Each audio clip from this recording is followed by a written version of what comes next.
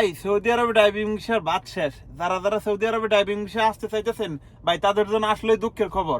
আসসালামু আলাইকুম গাইস, কি অবস্থা সবার? আশা করি সবাই ভালো আছেন। সৌদি আরবে ড্রাইভিং ভিসার বাদ শেষ। যারা যারা সৌদি আরবে ড্রাইভিং ভিসা আসতে চাইতেছেন ভাই, তাদের জন্য আসলে দুঃখের খবর।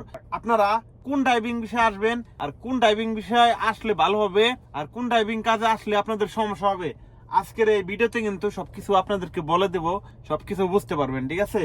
যারা যারা সৌদি আরবে আইসা ফ্রি ভিসায় কিংবা যেভাবে হোক গাড়ি কিনে কিংবা গাড়ি রেন্টে নিয়ে আপনারা ভাড়া মারতে চান, ট্যাক্সির মতো ভাড়া মারতে চান ভাই, এই কাজ যদি আপনি করেন ভাই, আপনি 20,000 রিয়াল, সৌদি আরবের 20,000 রিয়াল মোকালাবা খাবেন।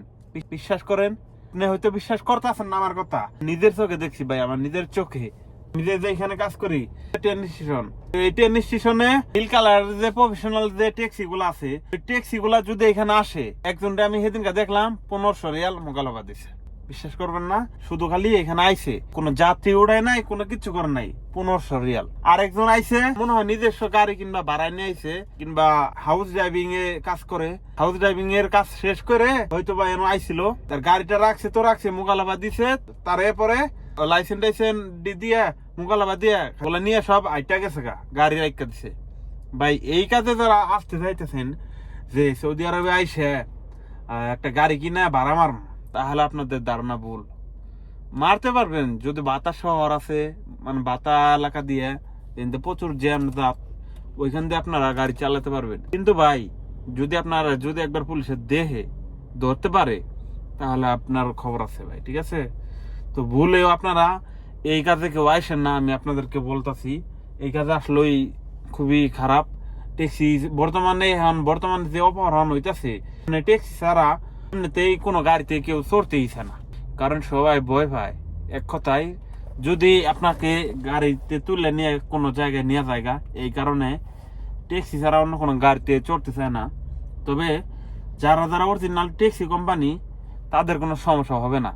তবে কিছু কিছু জায়গা আছে সেখানে কিন্তু ট্যাক্সি এলাও নাই। যেমন এই যে ট্রেন স্টেশনে, এরকম ট্রেন স্টেশনে কিন্তু ট্যাক্সি এলাও নাই। আপনার সবসময় একটা টাইম আছে, সবকিছুর একটা আছে, লিমিট আছে। ঠিক আছে?